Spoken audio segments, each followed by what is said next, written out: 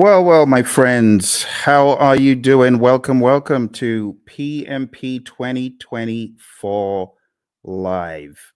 It's always a pleasure to be with you, those of you who are on the journey to getting certified to being a PMP. And for those of you who are already certified, I'd like to say a massive congrats to you. Really excited to be able to meet with you once again. So don't be a stranger. Let me know where you're calling from or where you're listening to me from. And for those of you that may have any questions, now's a good time to begin putting the questions in. But the purpose for our meeting today is to once again realign your journey towards PMP exam success. Okay. I know lots of you have plans to get certified in 2024, but it's important that you be focused on the right direction. All right. Because this PMP exam, when you look at it, it's full of content. It has so much information in it. So you need to be focused, my friend. You need to be laser focused on what exactly you're doing at every step of the way. Now, the easiest way is this. Number one, understand Agile. Please understand Agile. I know there are lots of courses out there. They're very heavy in the predictive piece, but they're not heavy enough in the Agile piece. And therefore, when people get on the exam, they don't understand the questions. Let me be perfectly clear about the questions, how the questions are posed. The questions are going to ask you, you are a project manager. It will always tell you who you are. You're a project manager in a project. You're doing this, that, or the other. You encounter a situation. What should you do next? But not just that. In the answers, you very well could have a blend of agile and predictive answers. And it doesn't mean you should choose agile all the time or predictive all the time. It depends on the way the answer is crafted. So my recommendation to you, number one, if you have this book called the Agile Practice Guide, read the book. If you've been for one of my courses and you have Agile book, this one, if you have Agile Principle Run and Cut, please read the book. In fact, I mean, you can see the relative size, right? This is great. This goes deep. This brings you into the discussion like from a layman's perspective. So if I were you, you can get this on Amazon. You can get this everywhere books are sold, pretty much this as well. So I would recommend, if you are weak in Agile, beef up your Agile understanding to the point where you know pretty much where the question is going, right? You got to know from an Agile perspective the values, the philosophies, the thought processes, like just vanilla flavored values. Know your values really well, right? Just know through this work, we've come to value individuals and interactions over processes and tools, work in product over comprehensive documentation, customer collaboration over contract negotiation, responding to change over following a plan. And even though there's value in the items that we just kind of discredited, we value the items on the other side more. That's what you need to be thinking. Then you go over to the principles.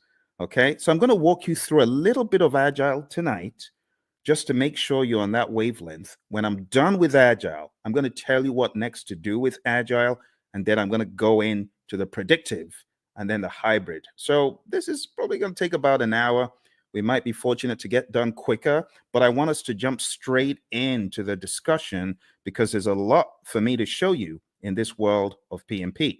And this first piece is a slice from my course that I call Agile for Practitioners. My buddy Roy and I put this together, and it has helped PMPs across the world ace their PMP exam. So I'm just going to give you a quick little slice of Agile for Practitioners tonight. Let's jump straight into a few little introductions. So that's me. That's your buddy Phil. And I got certified in 2005. And since I got certified, I've been helping people across the world come from an engineering background. I'm one of those who escaped, who ran away and went into a different world of project management, trained many organizations, as you can see on the screen, many government entities, and so on. But let's jump straight into why Agile. Why Agile? I like this quote from Leon Meganson. It says, "It is not the strongest of the species that survives, nor the most intelligent, but the one most adaptable to change." It's all about adaptability, my friend, isn't it? You might recall on page 14 of the Agile Practice Guide, the Stacy model. Stacy model is a great representation of different spectrums where you can be either in an agile setting or in a more simple predictive setting. The summary is you don't have to be agile in practice every single project. For example, you don't have to use Scrum on every single project. You don't have to use Kanban on every single project. Imagine a nuclear plant shutdown. You can't do that saying, we're going to do everything entirely agile. Heaven forbid. You got to be predictive in some instances. And that's why we have the simple zone where we are close to agreement in the requirements and close to certainty as far as the technicality. So we've already gotten that out of the way, right? There's that understanding. Now, taking it up a notch to help you with your philosophies, the idea is in the world of project management, which of these is most important every time? If I asked you to select three things, just three things that you feel are mega important every time, what would they be? Would you choose time? I'm curious. Why don't you chat into me and say, "Hey, Phil, this is what I think. This is what I think is most important on projects all the time." You want to try that? Go for it. Go for it. Go for it. Tell me, what do you think is hyper important? Three things, if you're going to choose three out of these. Any ideas? Is it schedule? Is it budget? Is it scope? Is it customer needs? Is it quality requirements? Or is it team satisfaction? Which three? Chat into me. I'm waiting for you, my friends. I'm waiting. I'm waiting. Come on, you're project managers, right? So you already know the answer to this, hopefully. Which would you choose? Which would you choose?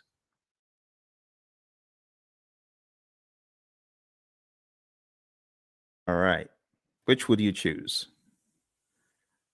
Everyone's trying to be all cute here. All right. Well, what I would choose is probably not the first one because delivering on schedule, if I don't deliver quality, is going to be frowned on. Don't you agree? If I delivered on schedule, but my customer is not happy, what good is that? Right? What about delivering on budget? You deliver on budget, but your customer is not happy. You got issues. You see where the train is going now?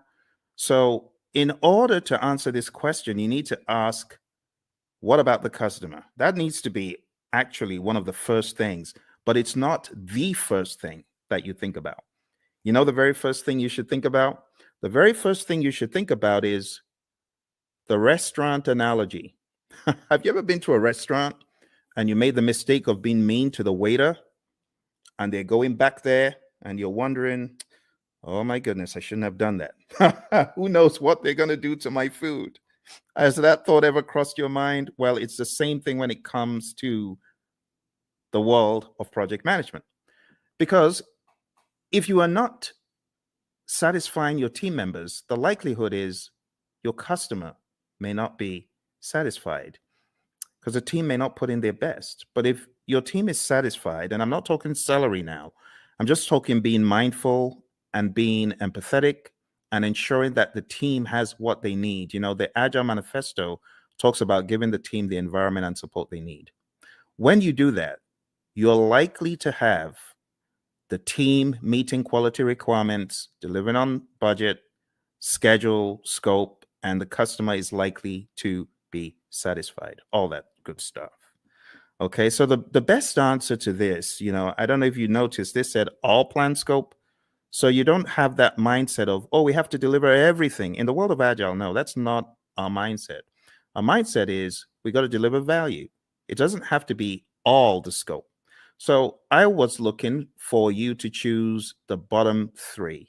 That's what I was looking for, just the bottom three: customer, quality, and team. Now, moving on to the next part where we're going to go pretty quick. This is what I was talking about, right? The Agile Manifesto values, which I've already covered, and then the Agile Manifesto principles. I'll just summarize them. Number one, customer obsession. Number two, welcome changes, even late, for the customer's benefit. Number three, deliver working product frequently. We want this to be shorter than 2 months because things change rapidly. You want feedback.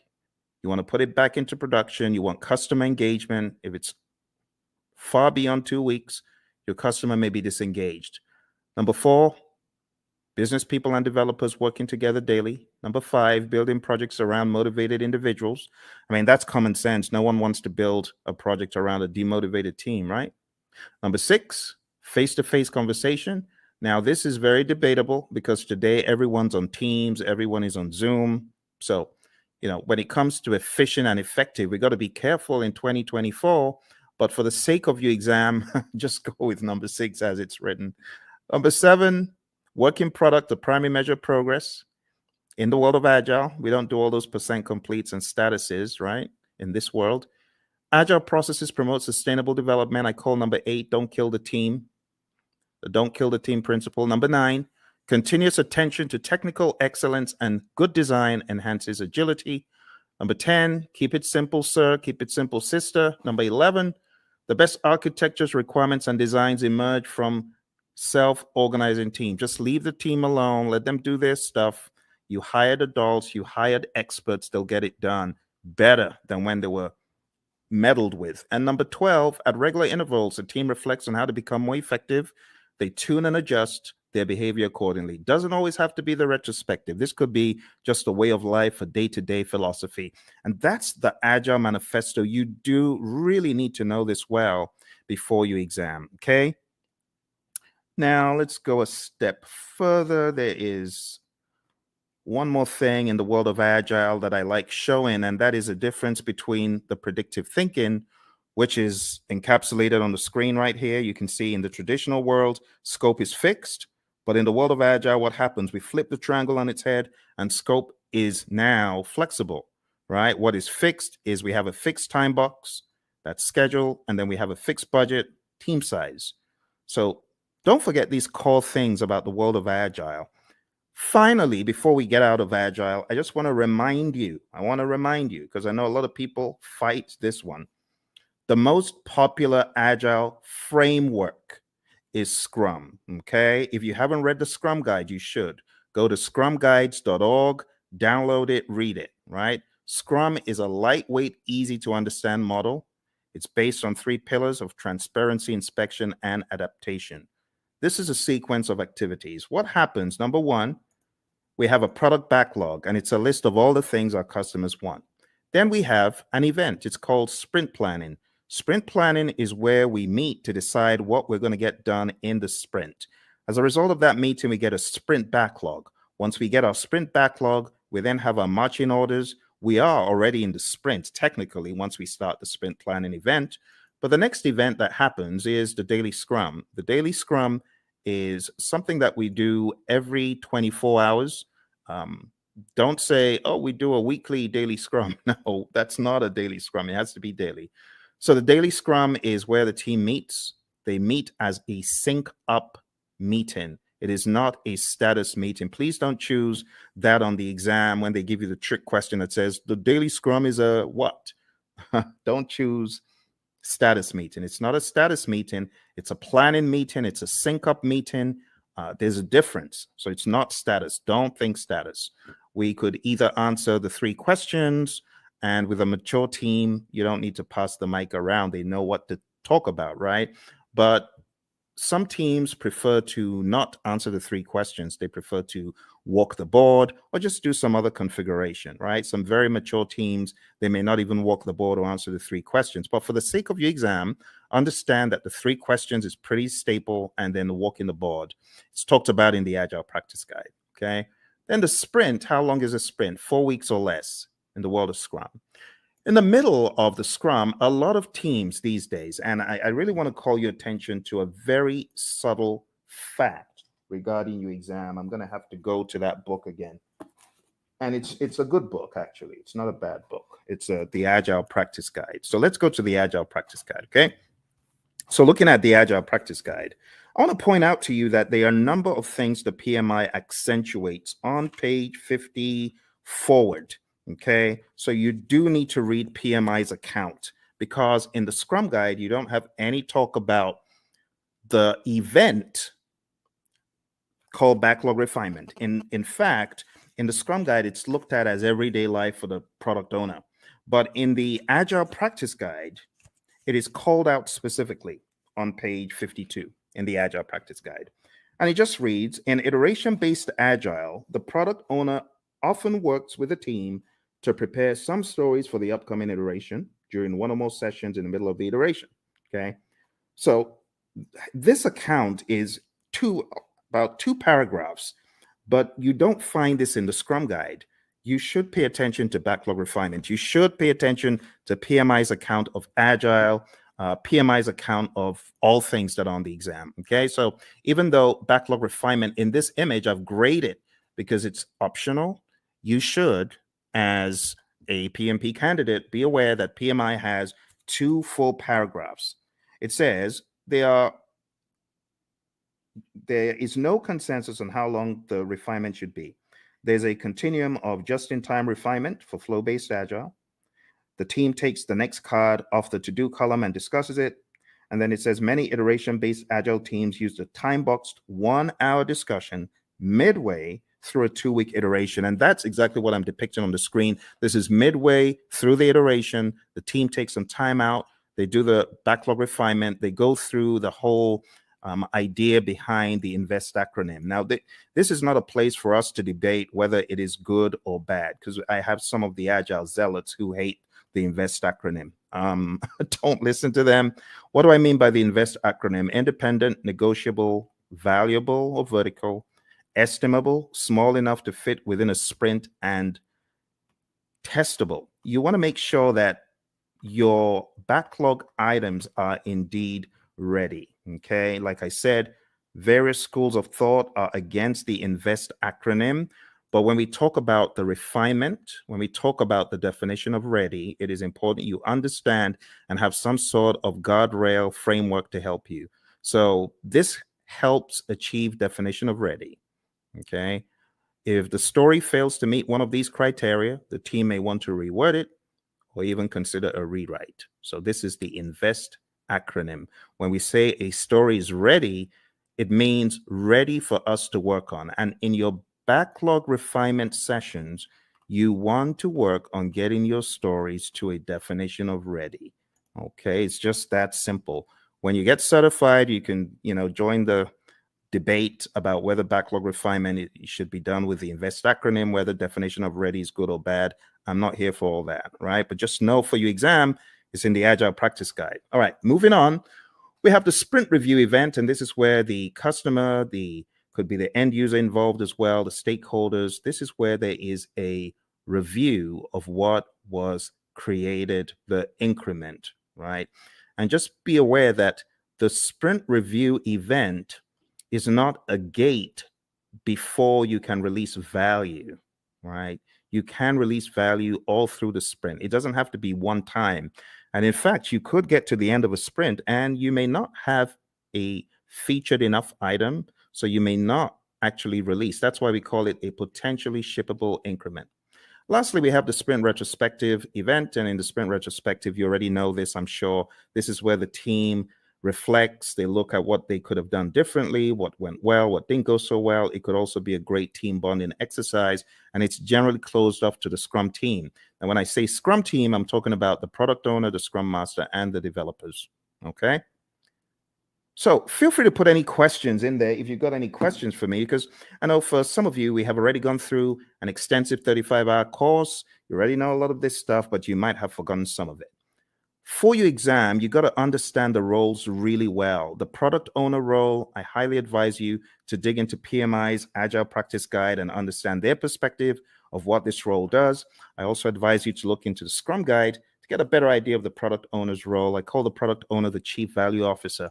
Also understand what the Scrum Master does. The Scrum Master is a coach, not just a coach for the immediate team, but also a coach for the entire organization. This is someone who should be a champion in my mind for Agile and someone who should be making change on a grander scale.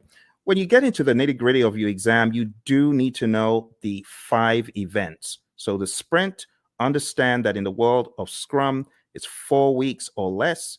Understand what sprint planning is all about. As I said, one of the things you should do before coming into sprint planning is you should have done some backlog refinement. So all your time isn't going on breaking down those huge monster epics or just realizing what exactly the customer was asking for all along. This is where the product owner needs to wear the hat of Chief Value Officer, understand what should have come next. And when you get into sprint planning, it's generally going to go a lot smoother. The daily scrum, as far as this is concerned, the 15 minutes is pretty standard. It's non-negotiable for your exam. Just know that 15 minutes is a time box. When it comes to backlog refinement, like I said, we want our stories or our requests to be sprint ready. Again, in industry, there's the debate of, well, stories aren't needed in Scrum. They're not in the Scrum Guide. Yes, but for your exam, understand what stories are. I have to say these things because the landscape of Agile is changing very rapidly. When it comes to the sprint review, it's showcasing working product to the stakeholders. It's important that we don't relegate it to just a mere demo, but we see this as a working meeting. We can use this meeting to discuss metrics, what was not done and why. Delivery team demos the working product. The customers may even test it out. Physical products. We have a client of ours who had this physical autonomous vehicle, and customers could get to actually test out such things in a demo. All right. And then the retrospective, like I said, it should be a safe space. You want to understand what worked well, what didn't work well, and you could have some items that you take back to put into the product backlog for the next sprint so that you can improve on those items. But this is not mandatory. It used to be, but it's not mandatory anymore. Okay, a few quick memory joggers. A list of some of the long list of requirements, only those to be done in a sprint. Okay, I'm going to move very quickly. So these are just joggers for your memory, right? Since it says some, it is not talking about the all-encompassing product backlog. This is just talking about the sprint backlog. What about this one? The product backlog is prioritized and owned by whom? Okay, I've already given you the answer to this earlier on. So this is talking about the Chief Value Officer, aka product owner. All right, how about this one? The first event of a sprint is what? Okay, if you were listening in the beginning, you would have gotten that it's the sprint planning event. All right, let's go to the next one. The average length of a sprint used in most firms. If you use the world of Agile philosophies in your firm, you probably know the answer to this one. All right, so the best answer to this, my friends, is not the 1 month. I said 4 weeks or less, but in industry, the sweet spot is 2 weeks. All right, let's move on to the next one. The end result of the sprint is known as what? What do you call the end result of the sprint? All right, so I've abbreviated it because I really want you to think. I really want you to be on your toes thinking about, okay, what are we talking about here? So here we're actually talking about the increment. Now, you can eliminate 1, but you're left with 3. It's definitely not the Project Management Institute. So the best answer that I would have expected you to choose is potentially shippable increment, PSI. Majorly because it may not be featured enough. All right, so PSI is the answer to that one. Okay, PSI. Okay. Next one, a daily scrum is what? What is a daily scrum? Is a daily scrum a planning meeting, a status meeting, a phase gate, or resolution meeting? Hey, Lawan. Lawan, good to see you. Lawan is one of our PMP gurus. She's already certified. And Lawan's got some other certificates, haven't you, Lawan? So very nice to see you. Nice surprise. What are you working on now that you're a PMP? Tell me what you're working on. I'd love to know. All right. So the daily scrum, Lawan said it's A, and she's correct. It's a planning meeting. We don't want to think of it as a status meeting. That will be an immediate 0. So don't do that. All right. Next one, priming the backlog and preparing it for the next sprint through discussions and reprioritization actions is what?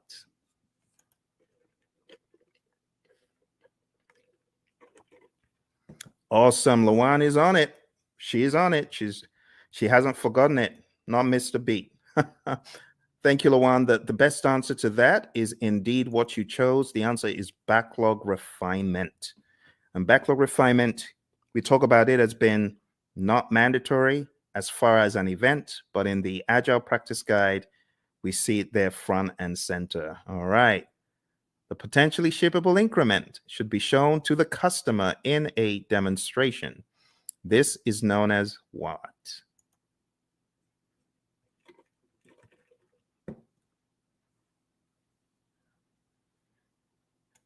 All right. So even though we call it a demonstration, it's not just that, but the best thing that we were looking for here is option C, sprint review. Now, again, just so you know, there's a lot of controversy in the world of Agile and Scrum when you call the sprint planning or sprint review or sprint retrospective a ceremony. You may get a wrist slap from some of the zealots. I don't care. Whatever. It is what it is. A lot of people call it ceremonies. A lot of people call them, other things, and that's it is what it is. Okay, Lawan. Lawan says she's working on her PSM. Awesome, Lawan. I know that you've already taken a lot of Ken Schwaber's PSM pre-test, so just keep doing that. And honestly, his site is probably the best place to be to just keep taking them over and over again, reading the Scrum Guide over and over again, and listen to our audio, because we've got audio out there on our channel, as you know. But well done, and try your best to listen to the lessons learned that are out there. We got lessons learned from the PSM from our friend Darian and Cindy, who both got certified last year. So I would recommend listening to them. I am going to put a link in the chat right now so that you can go listen to that episode. You can go listen to that episode and get some wisdom from both of them. They both got certified less than a year ago for the PSM. All right, well, let's move on to the next one. The Scrum team should spend time in self-reflection and checking itself for optimization and improvements. This is known as what? Another very easy one. You're welcome, Lawan. All right, another very easy one, very easy. Obviously, you know what we're talking about here. We're talking about the retrospective. Brilliant. All right, another thing that you should be aware of is just the terminology when we go through the product backlog. We have different terminologies. We have the product itself. We have the epics, features, stories, and tasks. And I just use a silly little mnemonic. I just say Phil eats fries sometimes on Tuesdays. It's my mnemonic. You can use that to remember. And here's an example of how the backlog could be broken down, right? Epics, huge chunks of functionality. Features, a group uses stories together for release. It's a sensible way of releasing stuff, release like stories. And then we have tasks, which are not in the product backlog, by the way. At best, these would be in your sprint backlog, but you have a lot of mature teams who don't even put that level of stuff into their backlogs. So at the end of the day, you would have a breakdown that looks something like this, right? You would have the product broken down into epics. Here's an example of PBIs for a website, and I will zoom in so you can see the intricacies here. So it looks very much like a work breakdown structure, but don't get it twisted. It's not a work breakdown structure. This is a product, right? Product breakdown. It is not a work breakdown. Okay, so this is the general idea. epics, features, stories. You can see we have the core website functionality broken down into the UI, and then that broken down progressively into more levels of detail until we get to a task level. Okay, and then here you can see the UX, content and user experience, broken down into smaller pieces as well. Those would be at the feature level, and these story level, ultimately the task level. And we don't want to make this a religious thing you do in the world of Agile. It's not. It's just logic on how you break down your backlog, right? So your product backlog, you have big boulders, big chunks. Here's the general idea. When you're working on your product backlog, it's like an iceberg, right? You got this big old iceberg at the bottom. You got to break the iceberg into smaller pieces. And those smaller pieces, that's what floats up to the top. And that's what gets done. If the product owner, of course, is thinking properly, that's what should happen first. Okay, the next big difference that I want to point out is the difference between the definition of ready, which we talked about earlier. Go listen to it if you didn't, and then the definition of done. Definition of done is an agreed upon set of items that must be completed before an increment is considered complete. Do not mix this up with the acceptance criteria at the back of the card. The acceptance criteria, of course, could be one of the items that we are looking to be complete, looking to have met the requirements.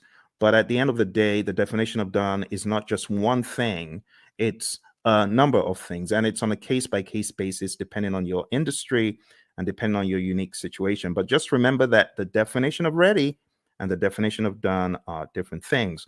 What drives Agile is a concept of value delivery. So you want to make sure you're delivering value to your client. Value should be the number one thing. Another thing that we joke about in our class is the concept of food, because we know people love food. But imagine if you went to a five-star restaurant and you wanted the dessert and someone said, no, you can't have the dessert. You got to eat the greens. Well, as an adult, you can appreciate that. But what if you were a kid? You wouldn't. In the same token, our customers, they have things that are near and dear to them, like dessert. And we say, give them the value they want first. Don't withhold the value from them. Because they won't be happy if you withhold the value from them. If you gave them the value, then they understand you get them, right? You totally get them. So how do you order the backlog? The different ways of ordering the backlog, but one of the philosophies is to understand the concept of doing the big, hairy, audacious things first, right? The high risk, but high value. So always think, what is high risk? What is there a high risk and a high value on in this project? If there's a probability that you won't get a high value item done, that could be bad. So what should you do? This is just basic project management common sense. Do the riskiest stuff first. And if you do the riskiest stuff first, there's a likelihood that you will at least get them done. If you don't do the risky stuff first and you do it last and then you don't get it done and the time box is over or the number of iterations you promised is over, that's no good. So we often say high risk, high value first, low risk, high value next, low risk, low value next. And then why do you even want to do those in the top left quadrant? Why do you want to do high risk, low value? It doesn't make sense. There's so much risk in it. Low value, it could actually tank the entire project. All right. So we're not saying this is the only way to think, but we're saying start off by looking for the high value stuff and then look for the riskiest of the high value stuff. There are other instances where you could prioritize based on other items such as urgency, cost of delay, weighted shortest job first. There's so many things you could think about. So when we think about ordering the backlog, the job of the product owner is a rather interesting one because the product owner has to think so many things: revenue, demand, importance to end users, frequency of use, the risk of not having it, and so on and so forth. So as a product owner, your thinking always needs to be what is most important. Now, the product owner sometimes falls into the fire alarm trap, which is pandering to people who are shouting the loudest. That is not the way to do it. You want to use more sensible criteria like NPV, ROI, Moscow, and Kano, which are really just categorization techniques when you think about it. Weighted shortest job first could be another one, and the risk-adjusted backlog, the concept of the risk-adjusted backlog.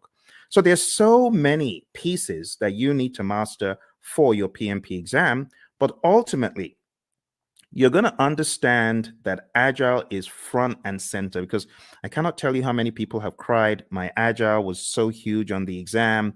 I was not able to answer the questions quickly enough. It took me such a long time to read them and things like that. So you got to be ready. Scrum is definitely the big number one framework for the world of Agile for your exam. And then the number two framework that I would highly advise you to hone in on is Kanban. Just understanding how Kanban is structured, what it actually means when we say limit your WIP and why we say limit your WIP. Understand what a board could look like when you have the WIP limits up top there. Understand what it means when we say the lead time, the cycle time, and things such as that. And understand this concept, because while it may not be tested on the exam, it's good to have the Agile philosophy of there's a cost for delaying delivering value to your customer. If you're not delivering value quickly enough, then your customer could tank. Your customer could fall off the radar. Your customer could go out of business. So we want you to have that mindset, okay? And last but not least, I'll just say have a mentality of the shuhari, right? Alistair Coburn brought this into the world of Agile from the world of Aikido, and it's just a great philosophy to understand. You got to go through a period of blind obedience. So I remember when the PMI Phoenix chapter brought the whole CSM bandwagon to our chapter, and I was one of the people who jumped on it.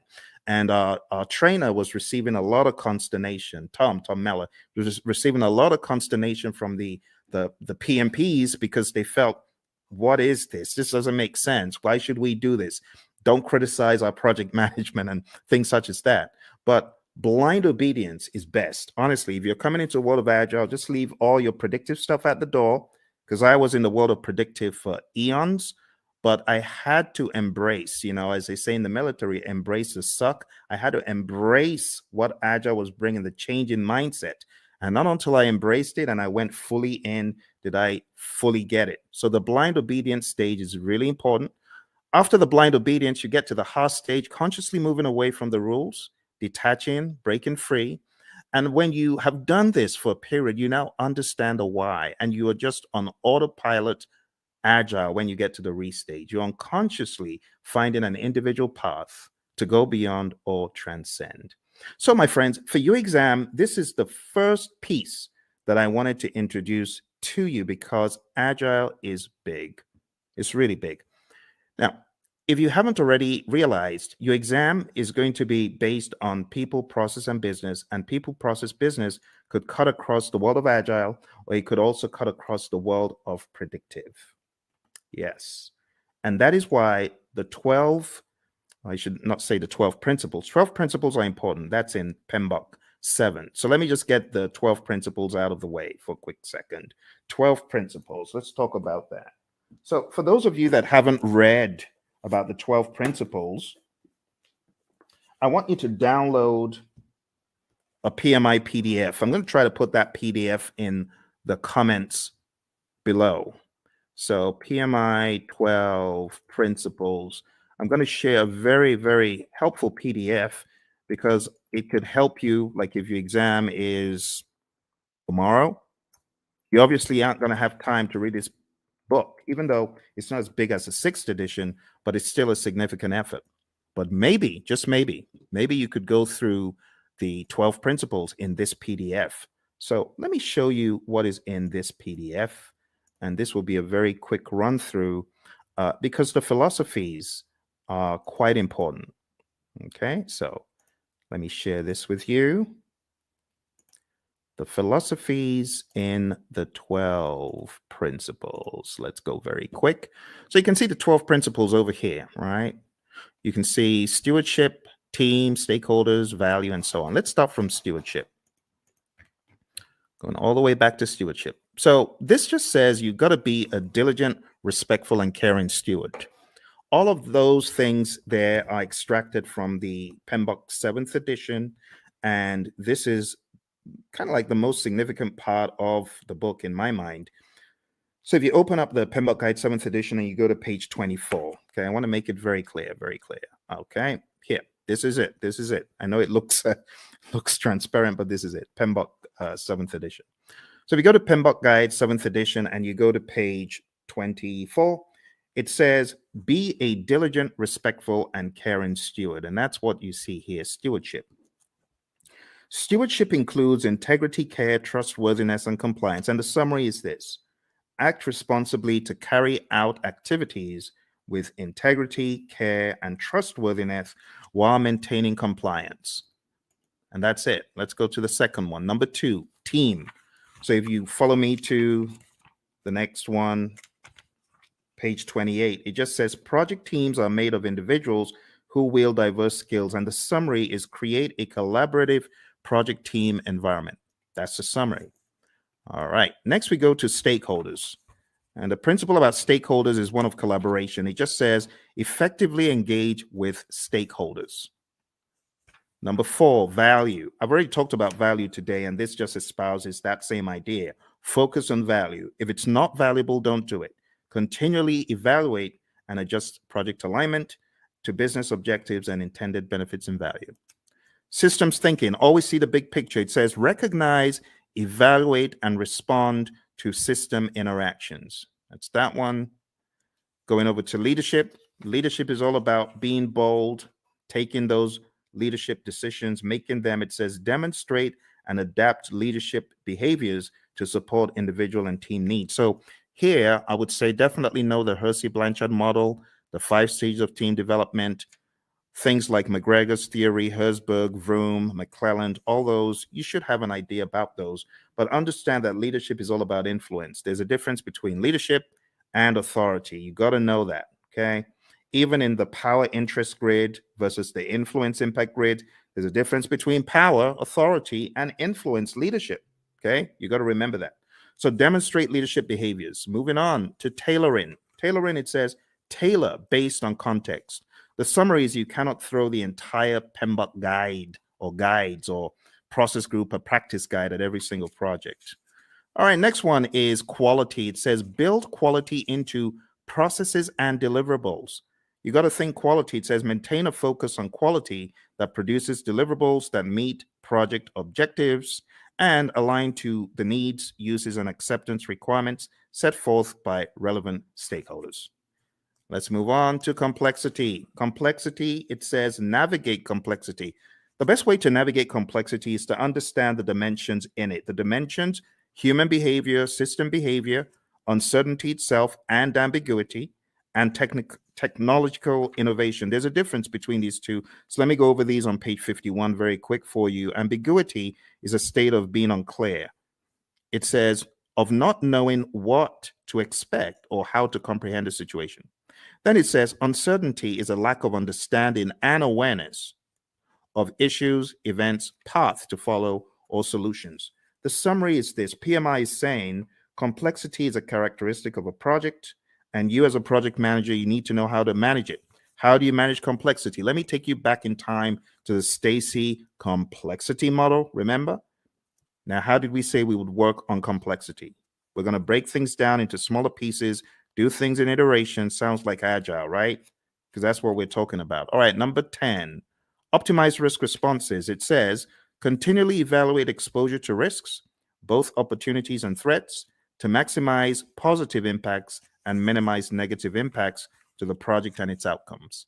Number 11, embrace adaptability and resiliency. It says build adaptability and resiliency into the organizations and the project team's approaches.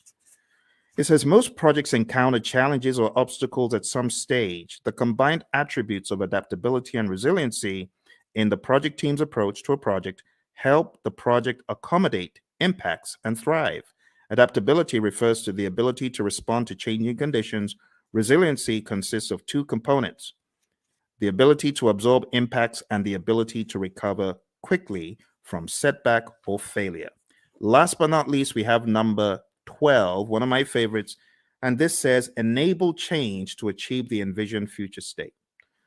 It says prepare those impacted for the adoption and sustainment of new and different behaviors and processes required for the transition from the current state to the intended future state. Here's the deal, my friends. If you're ever going through change, just remember that people are different. Some people cannot absorb change very well, and others can. So you must approach it from a humanistic standpoint. You have to be empathetic.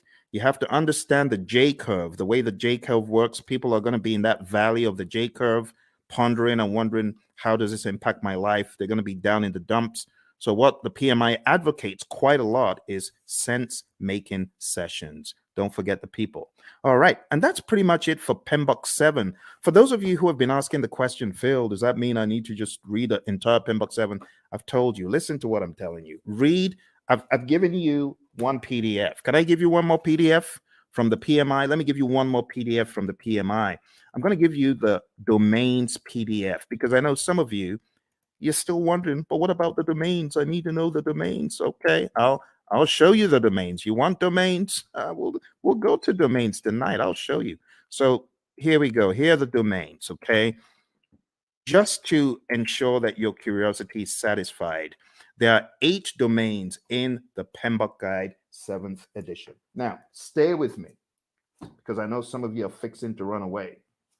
Stay with me. Okay, I got to explain this. This is PMBOK 7. This is PMBOK 6. PMBOK 6 is a wildebeest. It's huge, right? It has 756 pages. This one, on the other hand, has 300 something pages. However, when it comes to predictive project management, this does not do a good enough job, which is why the PMI have included in their library something called Process Groups of Practice Guide. And that took from the now out of publication 6th edition, and they put together Process Groups of Practice Guide to walk people through the knowledges and process groups. Because, should I just be honest? People ain't buying the domains. People are like, we've known the process groups and knowledge areas for the past 2.5 decades. Why are you giving us? It reminds me of the Israelites. Why are you giving us this stuff to eat? Why are you giving us why are you giving us PMBOK 7 to eat? So let me show you the summary, okay?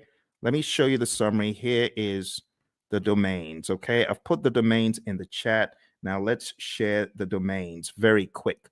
Now, I'm going to read for you from the PMBOK Guide 7th edition, and hopefully you will not ask me this ever again because I feel it's not a very good use of our time, but I know some of you are curious. So let's go to page 7. And another thing about this book is it has 2 sets of pages. You have page 1 in the side where you have the principles, and then you have another page 1 where you have the domains. But let's talk about the domains. Listen carefully. It says, a project performance domain is a group of related activities. That's the difference. It did not say a group of processes. You get it? A group of related activities that are critical for the effective delivery of project outcomes.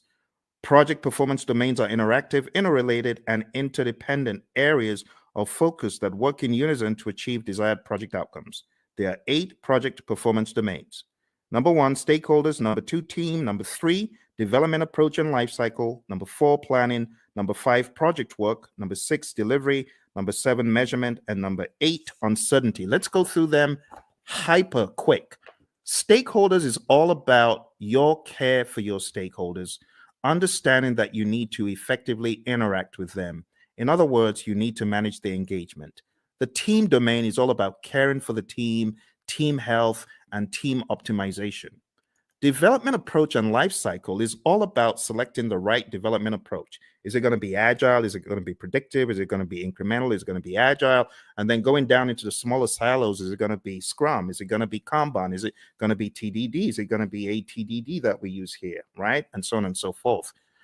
Planning is all about planning the project. It's that simple. Project work, as it says here, addresses activities and functions associated with establishing project processes, managing physical resources, and fostering a learning environment. Watch this.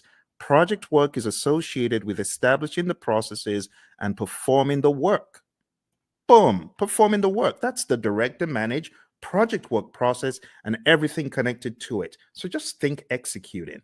The next one is delivery. This just makes sense. You create a product, service, result, feature, function. It needs to be delivered. And that's what you're doing in the delivery performance domain. It addresses activities and functions associated with delivering the scope and quality. You see those two? Scope management, quality management. I told you you were not missing anything.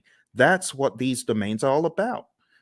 The next one is measurement. Now, this one, I must say, is a worthwhile inclusion in the dialogue, because a lot of times you have individuals who are measuring stuff and their measurements are probably not sensible. For example, a company my buddy Roy worked with, the company said to the testers, we're going to reward you if you find bugs. The more bugs you find, the more rewards you get.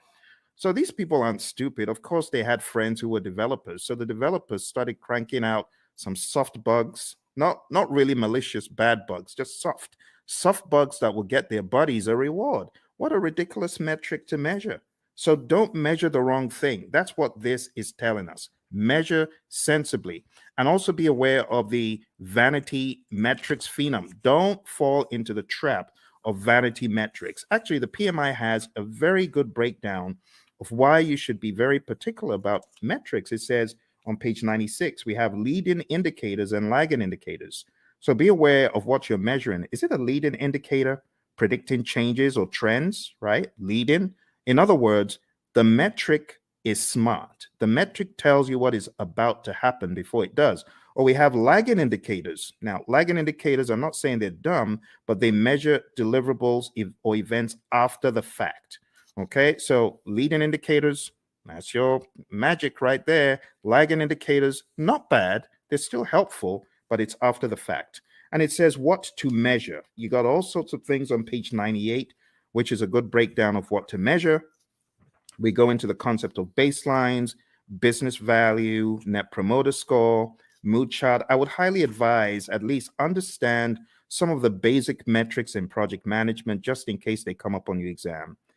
So benefit cost ratio or cost benefit ratio, MPV, net promoter score, which is a measure of how happy your stakeholder is or willing to recommend your products or services to others, mood chart, and what else? That's pretty much it. There's some very good stuff here. So if there's one of the domains that I am excited about, I think it's this one. This is definitely value to the project management narrative.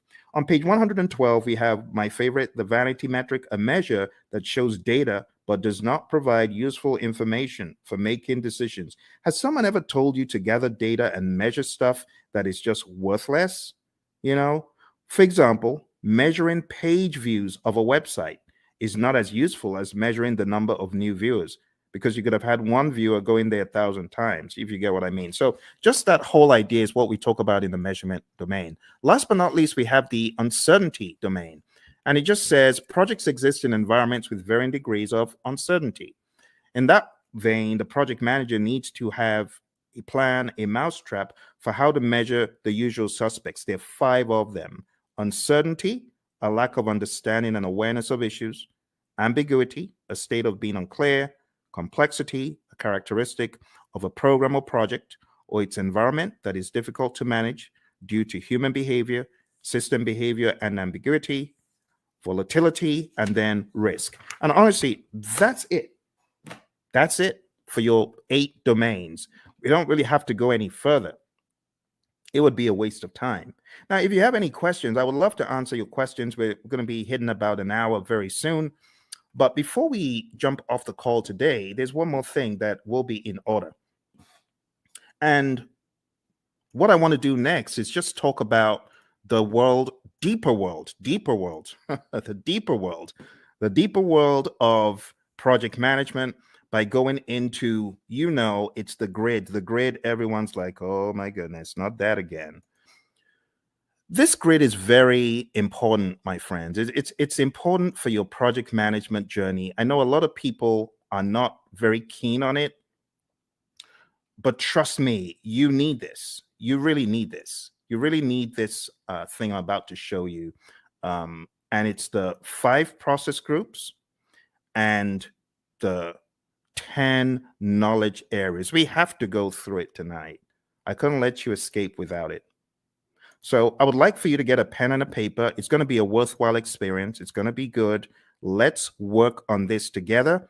And as I go through it, I want you to ask any questions.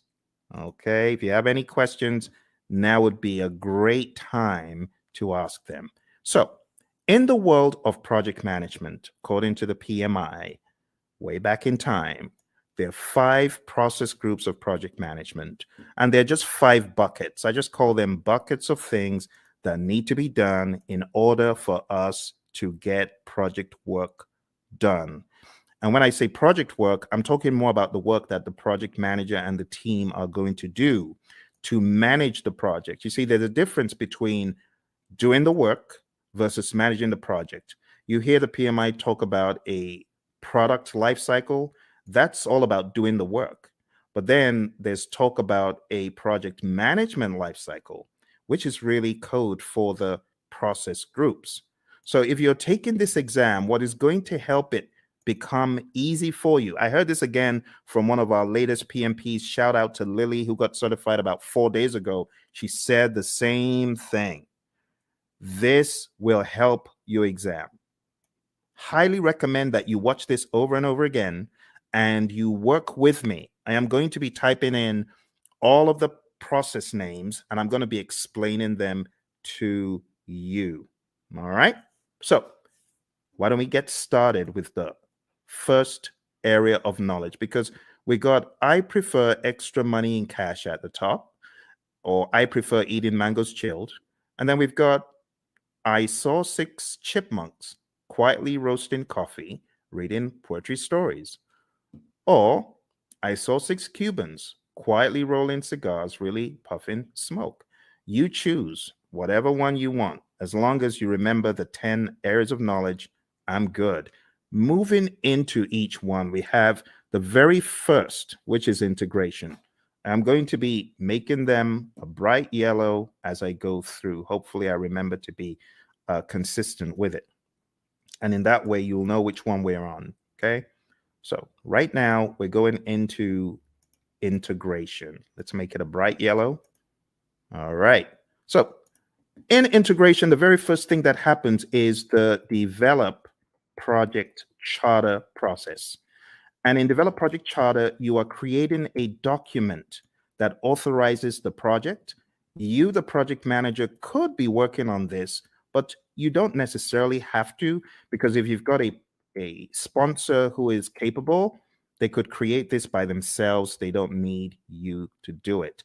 But other times they may ask you to do it. In fact, in a lot of companies, the project manager creates the charter, the sponsor signs off on it. So you have to understand that dynamic. All right. Next, going over to planning. The next thing you do in integration is you develop the project management plan. And this is where you put the big plan together, because there's a lot of stuff that actually happens under the process that we're not seeing yet. There's stuff that happens under integration, and all of that rolls up, technically speaking, into integration at the end.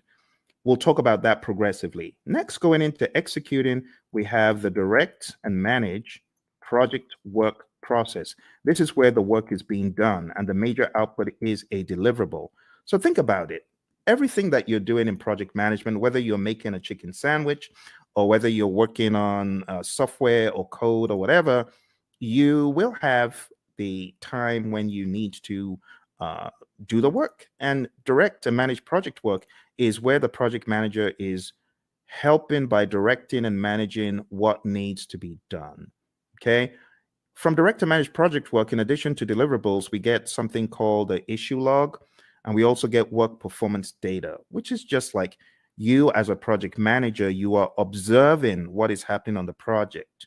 You know, you're observing how many widgets have defects. You might be observing which employees are unable to come in for work. We call that work performance data. The other thing that happens here in executing and integration is manage project knowledge. Okay, and then moving over to monitoring and controlling, we have a process called monitor and control project work. And this is where we are creating reports. We call them work performance reports. And the reports help understand the status of the project and so on. And the other thing that happens here is called perform integrated change control. And this is where you are reviewing the change requests that come in. The change control board is also involved. So you would review the change request as it comes in. If the change request is not in formal writing, you are encouraged to put it in formal writing.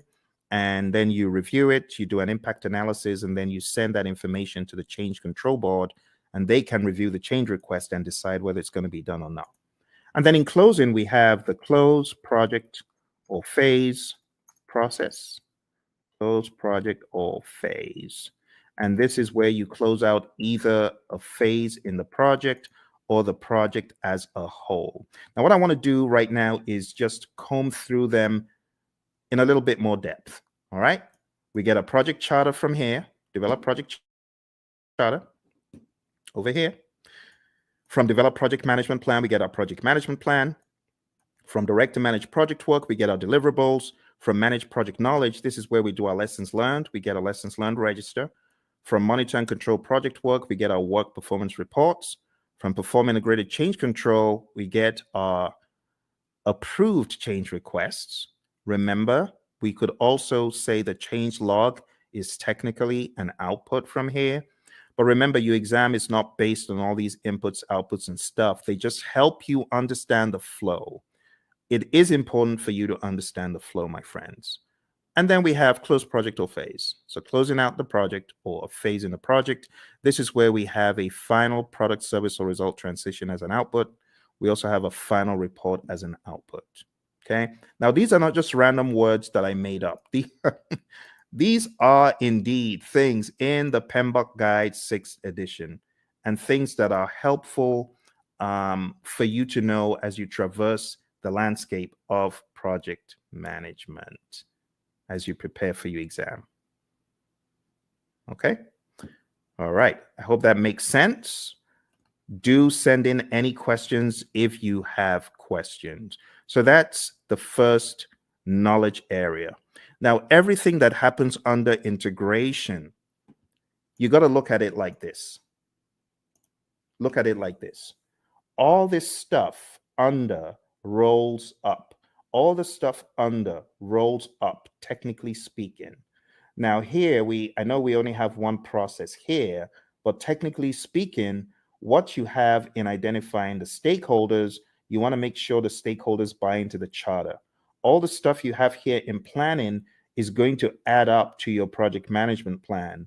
All the stuff you do in executing is pretty much governed, talking about governance from an integrative standpoint. Everything you do in monitoring and controlling is governed up here because all you're checking to see if you're going according to plan in all the knowledge areas is governed at a higher level in monitor and control project work. And close project or phase, it just has that, okay? And that's the general high level idea.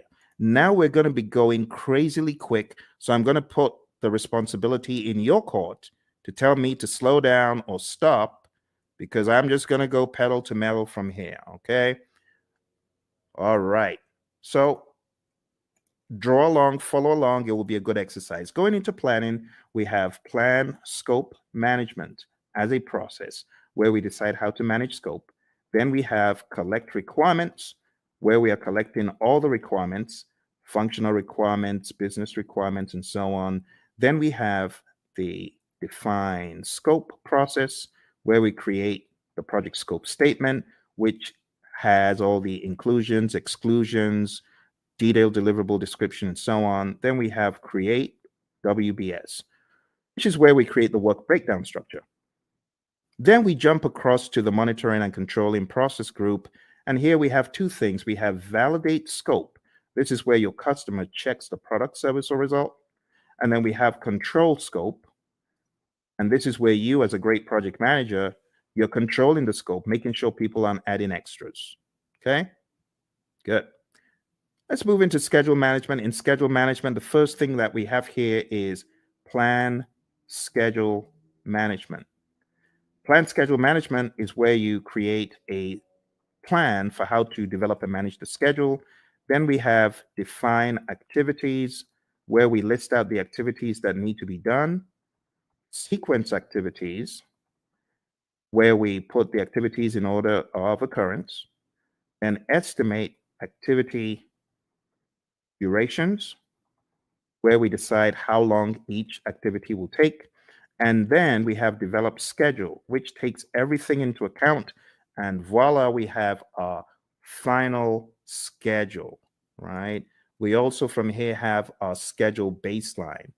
Just to make sure you understand the difference, There's a difference between having a project schedule, which is a living, breathing schedule that you update just sensibly as a project manager, versus the schedule baseline, which is a particular version of the schedule etched in stone. So there is a difference between the schedule baseline and the project schedule, and it helps to know that. Last but not least, on the other end of the spectrum, we have control schedule, and this is where we ensure that our schedule is going according to plan. Okay? Be sure to ask any questions. If you have questions, I will be moving a lot quicker from here. Going into scope, we have three things we do. Three things in planning and one in the monitoring and controlling section. Here we plan cost management, and that's where we plan how to manage cost. Then we estimate costs. We estimate the cost for each line item, each task. Then we have determine budget. And this is where we roll all the task costs to a final total amount. And then lastly, here we have control costs. And this is where earned value lives. Now, when I say where earned value lives, this is where we use the earned value metrics. The earned value metrics could help us see trends where we're likely to end up, or previous performance across schedule and cost and even scope. Just remember for your exam, you need to remember SPI, CPI, CV, and SV. You need to remember that they all start with EV. They all start with earned value, right? That's an easy way of remembering. If it's a variance, what do? You subtract. If it's an index, what do? You divide. So that's another quick tip. And then if it's schedule, then if it's schedule performance index, plan value is the other thing. If it's schedule variance, plan value is the other variable. If it's cost related, actual cost is the other variable for cost performance index and cost variance. Okay, so let's zoom into that for the sake of those who may have forgotten. The big thing for your exam is really knowing what does SPI mean if it's 0.4, or what does CPI mean if it's 0.4. Anything less than 1 is bad for the indices, right? Greater than 1 means you're doing better than projected. Anything less than 1 is bad. Equal to 0 means you're equal to 1, I beg your pardon, for the indices means you're right on target. For the variances, if it's 0, it means you're on target. So if you have a 0 variance, that's good. If you have a negative variance, that's bad. If it's greater than 0, like if you have even a $5 cost variance or schedule variance, that means you are actually better than planned. Okay, so those could help you in your recall for the exam. I'm going to put them over here. I'm going to make them a little bit smaller because they're not really a process. It's just something to remember. All right, let's go over to quality. So in quality, we have plan, quality management, and we have manage quality, where we are actually carrying out our quality audits, manage quality. And last but not least, we have control quality. And in control quality, this is where we are actually checking the product, service, or result. Okay. For those of you just coming, we're doing an end-to-end coverage. It's a very rapid means for you to catch up on the PMP. Once this live stream is over, it is likely you will not see the video because the video will be pulled down. You won't see this video once it's over. So if you know you're not able to stay, unfortunately, you will not see this video afterwards. All right, let's come out. Let's go back in. All right, there we have it. So we've got plan quality management, manage quality, and control quality. Moving on to the next thing we're talking about, we're going to talk about resources. Moving on to resources, we have 6 things here. We have plan resource management. We have estimate, activity, resources, and those two happen in planning.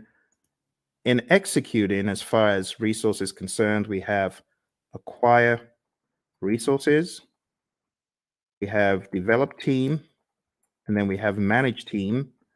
And what are the differences? In develop team, this is where our team goes for team building, They get trained, they get educated in project affairs if they need to, or technical things. And then in managed team, this is where we give the team feedback. And last but not least, here we have control resources. All right. If there are any questions whatsoever about what you get out of the processes, please ask. I know I'm going pretty quick because I have so many videos about this stuff on the channel that I'm expecting that you might have maybe even already gone through some of those. Okay, let's go on to the next one. Next one is communications. And in the communications knowledge area, you're going to do three things. You're going to plan communications management. You are going to manage communications. In other words, you're going to communicate. This is where you're going to distribute information to people. This is where you could have reporting done in meetings. And last but not least, we have monitor communications. Okay.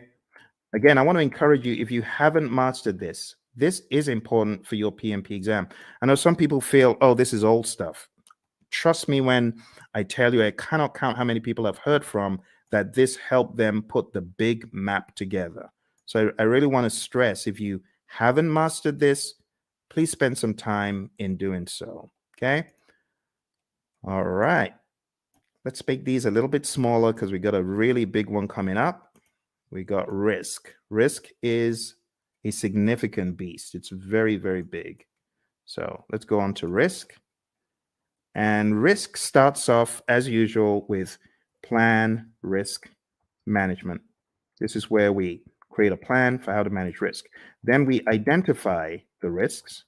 Then we perform a qualitative risk analysis. Think about it like a high, medium, low, or on a scale, numbers that generally don't equate to the same thing from project to project, but they help us in the prioritization of the risks, as far as which risks are we going to go after, which ones are we going to leave alone, so on and so forth.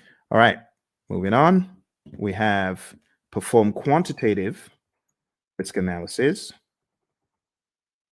And this is where we analyze the risks from a numeric standpoint that is also dollar related or something quantitative like weeks. You could analyze from a schedule perspective, how many weeks, how many days, and that's an absolute. That is not qualitative. Or how much money is going to be the result of this risk as far as contingencies are concerned. This is where you're getting really into some hardcore amounts. The next thing that happens is called plan risk responses. And then we jump across to executing, and then we implement those responses. Okay, and last but not least, we have monitor risks. Now, when it comes to plan risk responses, again, I'm going to take some time out to talk about the A team, not Mr. T and the A team, but avoid, transfer, escalate, accept, and mitigate. Okay, so these five are your approaches for negative risk or threats. We also have another 5 for positive risk or opportunities, and I'm just going to put them here sneakily. I know it shouldn't be there, but I'm going to put them there because I want to share them with you. I call it EASEE, easy, right? Easy. It just stands for exploit, accept, share, escalate, and enhance. You got to know these really well. Look on the channel because I have videos. Avoid. Let me just blow this up a little bit so that you can see it a little clearer. Okay, let's blow that up. Okay, so avoid, and feel free to take screenshots. That's fine if you want to take screenshots, right? So avoid is avoiding the risk altogether, 100%. The risk doesn't happen or it doesn't impact at all. Transfer is transferring to a third party. Escalating is elevating the risk to either your boss because it's beyond your power or your authority, or you could escalate because it's affecting other parts of the organization. Accept is doing nothing. We have passive and active accept, and mitigate is reducing the probability or impact. On the side of the easy, which really should be here, but I'm just making this quick.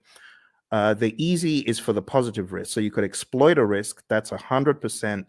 That positive risk is going to happen, right? That's what we mean by exploit. 100% will happen. Accept is doing nothing. We have passive and active accept again. Sharing, again, same strategy as I said for transfer. You involve a third party. It could be a special purpose company. It could be a sister organization that you share the positive risk with. Escalate, again, escalating it to a higher power because it's beyond your project or because it's beyond your power. And then enhance is really just increasing the probability or the impact of the positive risk. All right, so that's risk, my friends. We are going pretty quick here, and we are going to be done before you know it.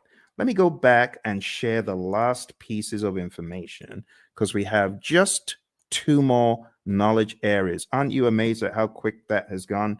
You know, in some courses, the entire 1 week is spent on that. They spent 5 days taking you through what I'm showing you in minutes. That's why you need to come to my course. Come to my course. I'll do a lot of time optimization for you. You want to join my course, go to hpmexam.com or go to tinyurl.com/elite PMP or tinyurl.com/elite CAPM. I'm going to put those links in the chat because I know some of you are like, how do I join your program, Phil? Well, you just need to go to Elite PMP. You can start studying with me tonight, like right away. You can start studying with me right now because if you sign up there, you'll be able to join immediately. It's on Udemy and costs 24 hours a day. You just decide when you want to join. And if you're getting ready for the CAPM exam and you're wondering how to get certified, you can join me on the Elite CAPM program as well. I'm going to put that in the link. Do that. Put that in the chat. So go to Elite CAPM if you're keen on studying with me for the CAPM exam. And then if you want to be on my full-blown training for project managers, not only to get them PMP certified, but also to elevate them to the next level after PMP. In other words, showing you how to succeed. You can just jump into my program, which is called hpmexam.com PMP Exam Immersion. Let me put that in the chat as well for those of you who are curious, because I know some of you are feeling the training right now. You're like, my goodness, I just spent $2,000. I spent 10 times more. I got 10 times less in a different program. If that's you, I want you to smash that like button. Tell me if that's you. I want you to hit like. I want you to subscribe to the channel, and I actually need you to share it with your friends. Okay, that's what I need you to do. So if you want to study with me, do that. And if you're like, Phil, I ain't got a dime. I'm just trying to get by. Hey, that used to be me. That used to be me back in 05. I didn't have a dime. And that's why I've got you covered. I've got a free 30-hour program right here on YouTube. For those of you who are on YouTube, those of you who are on the other platforms, thank you for joining me from the other platforms. I see you. I see all of you across the platforms. So if that's you and you're like, Phil, I ain't got a dime, I got you covered. I'm going to put a link in the chat, and this is to my 30-hour free program, totally free. All you need to do is go on to pmp.pmradio.org, and I've got over 30 hours of free video. Free, totally free. No catch. The only thing I ask, though, if you really want to support the channel, because I know some of you you gained so much from the channel. Just go get the book, PMP Exam Immersion, right? The PMP Exam Immersion book, I'm going to show you tonight how to put everything together in context.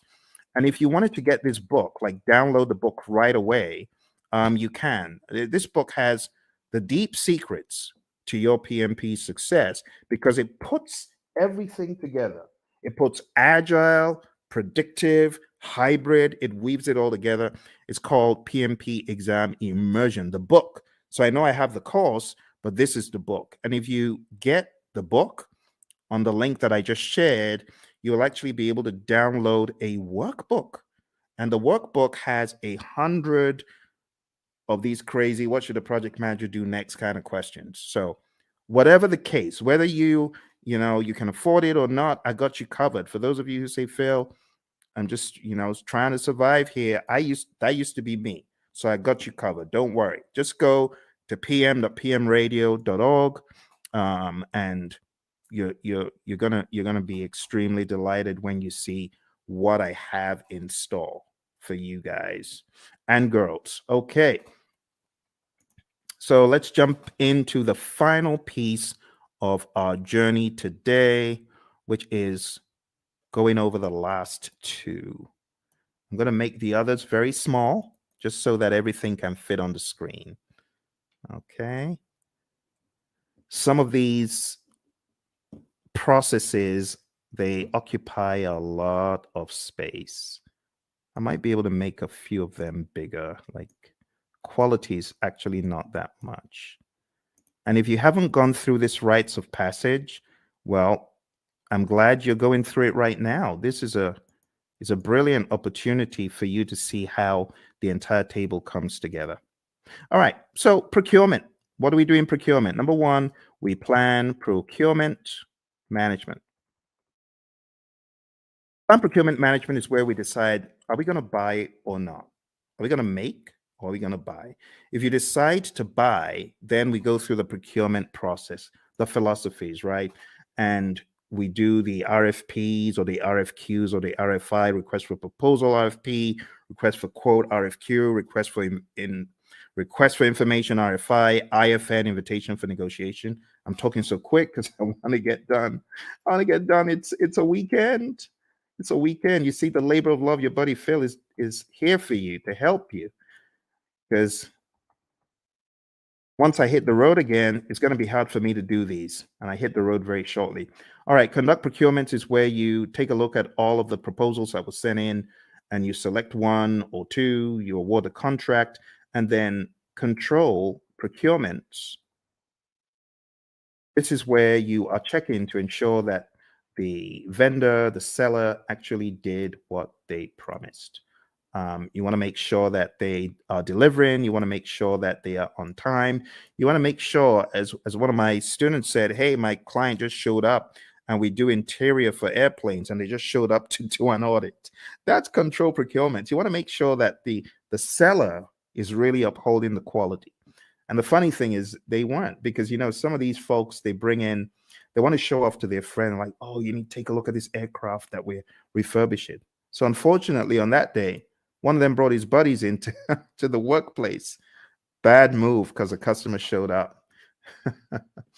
All right, let's finish this off. All right, last but not least, we have stakeholder. So over here, we have identify stakeholders. This is the only one that you have in the initiating process group. And then we have plan stakeholder engagement. And then we have, after you've planned how to engage a stakeholder, then we have manage stakeholder engagement. This is where you're actually engaging your stakeholder, speaking with them, communicating with them, working with them. And last but not least, we have monitor stakeholder engagement. Okay. And my friends, that's it. I just showed you. Please give me a round of applause. Give me a round of applause, please, please, please. I think I deserve it because I've done what a lot of instructors won't do. I took you through the entire Agile curriculum. I've taken you through PMBOK 7, principles, domains, and boom, now I took you through PMBOK 6. PMBOK 6. Do you know how much time that would have taken to go through these books alone? Do you know what that would have taken? We went through this, we went through this, and we went through this.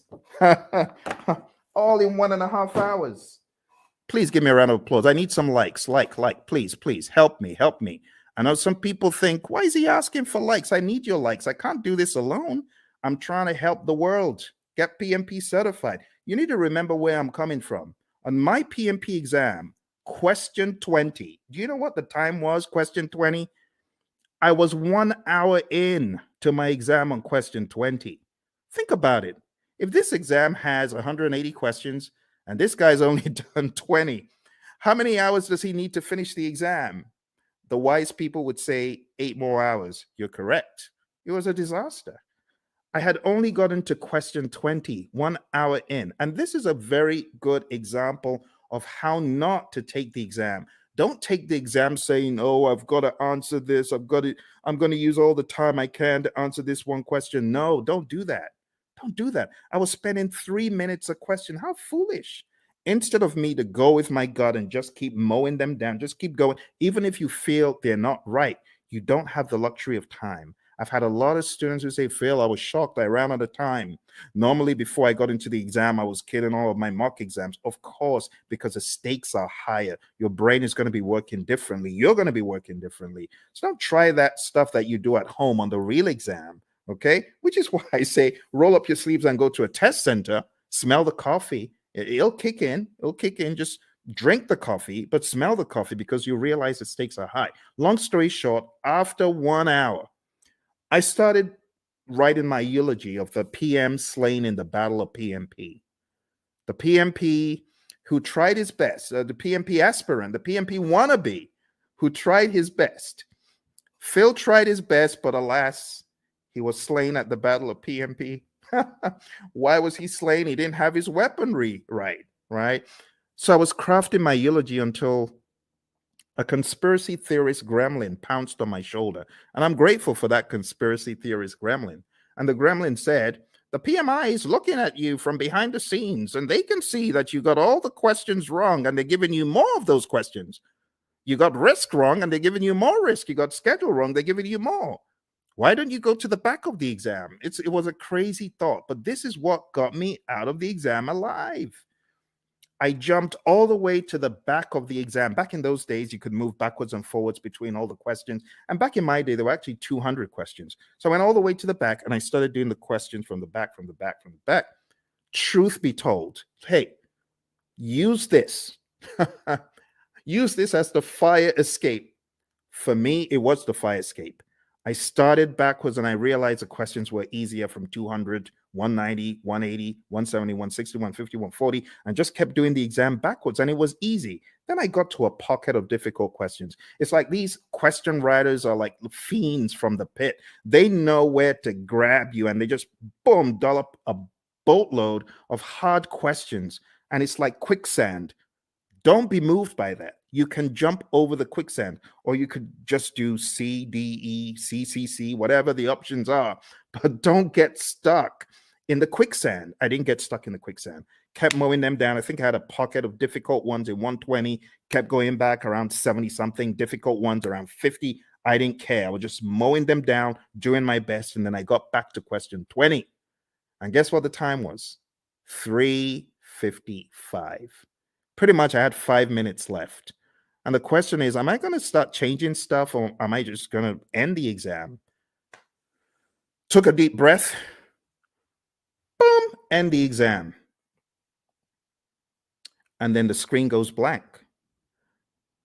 You've been selected for a survey. We would like to find out, did you enjoy your exam experience? Was it clean? Did you like the staff members? Oh my goodness. Now I have to go all the way through this ridiculous survey saying, I liked it, I didn't like it. But remember, the conspiracy theorist gremlin is saying, fail, you got to say you like it, because if you said you don't, you're going to fail. So what did I do? Yes, I liked it. It was good. It was clean, even though it was dingy and dim lit. Everything was good. It was good. It was good. It was good. Then press the end button and the screen goes blank for like an eternity. Congrats. You've passed the exam. Talk about being chased by, you watch those TikTok videos of crazy bear out of somewhere in Colorado, those bears. That was me. I felt like I had run from the crazy beast. And that's why I do what I do. Because when I came out of the exam, I promise that if I come out of the exam alive, as I'm writing this crazy exam called the PMP exam, I'm promising if I come out of this thing in one piece, two promises. Number one, I promise I'll never curse the PMI. I won't curse them as I always have been. And number two, I promise I'll tell everyone anything in the world that moves. I'll tell them this exam crazy. Crazy exam, crazy exam. That's why I say take no prisoners. Do everything you can before you find yourself in front of that computer monitor.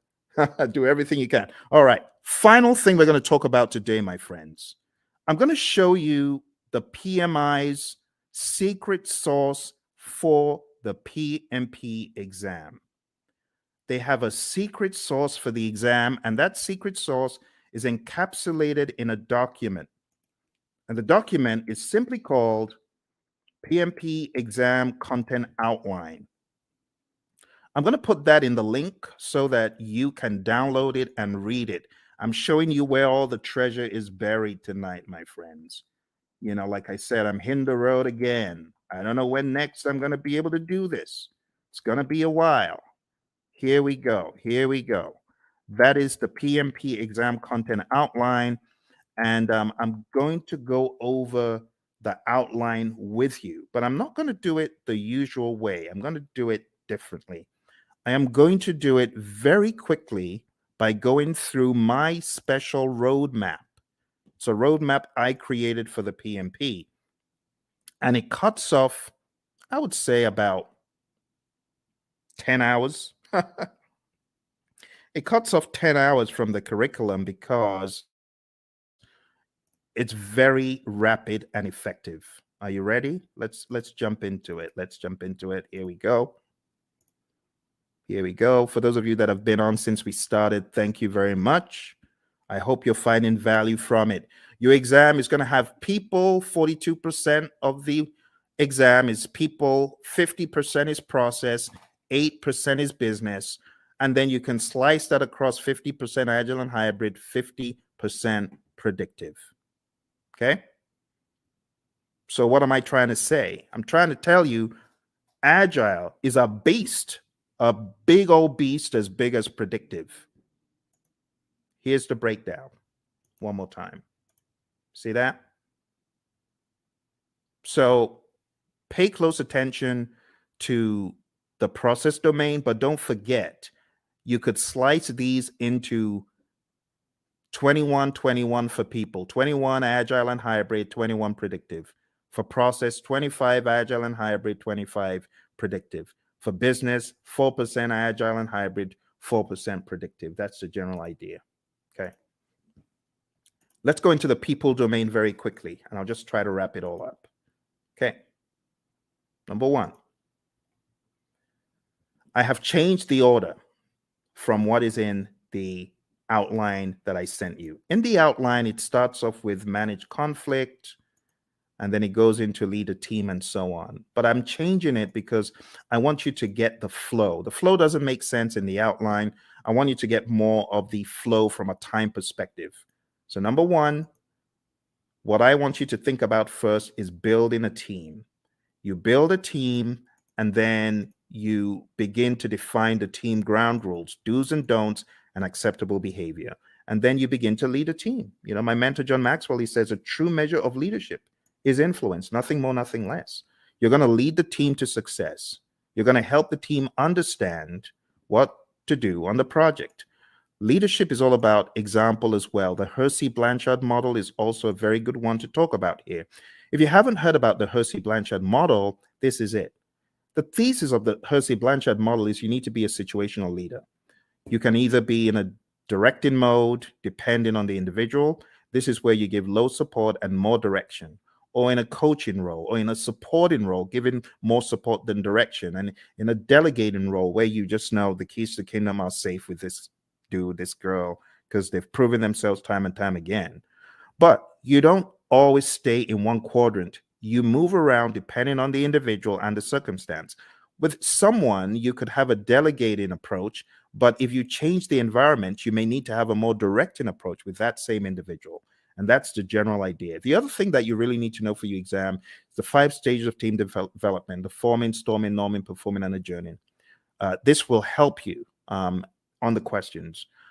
There's also subtle lingo used. So when it comes to forming, the team members are independent. When it comes to performing, the team members are interdependent. So you got to understand PMI's lingo when it comes to these. I would say it's worth checking how they discuss the 5 stages of team development, or Tuckman's ladder, Bruce Tuckman's ladder. Also, as part of your journey, know the 10 tenets of servant leadership: listening, empathy, healing, awareness, persuasion, conceptualization, foresight, stewardship, commitment to growth of people, and building community. You already know the PMI isn't going to do this in parrot fashion, but you do need to be very comfortable with the narrative. Also, for the people domain, you need to understand the Thomas Kilmann conflict mode instrument.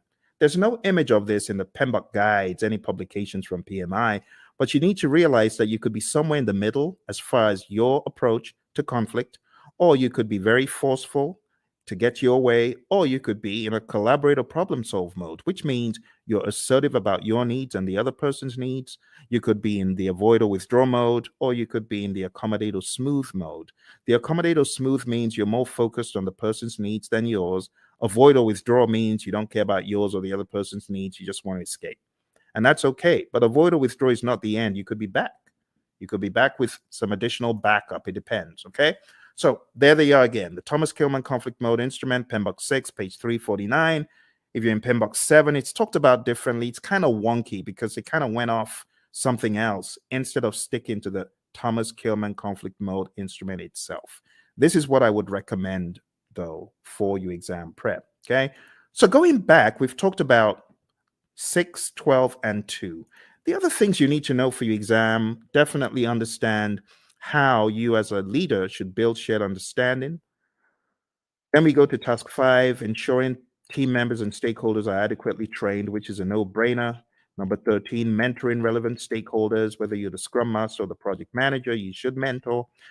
Empower team members and stakeholders. Manage conflict. This is where the whole conflict dialogue now comes in. Number 11, engage and support virtual teams. Understand the concept of the fishbowl window.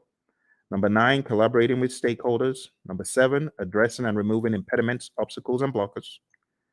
Number 3, supporting team performance through the application of emotional intelligence. Number 14, I beg your pardon, promoting team performance through the application of EI.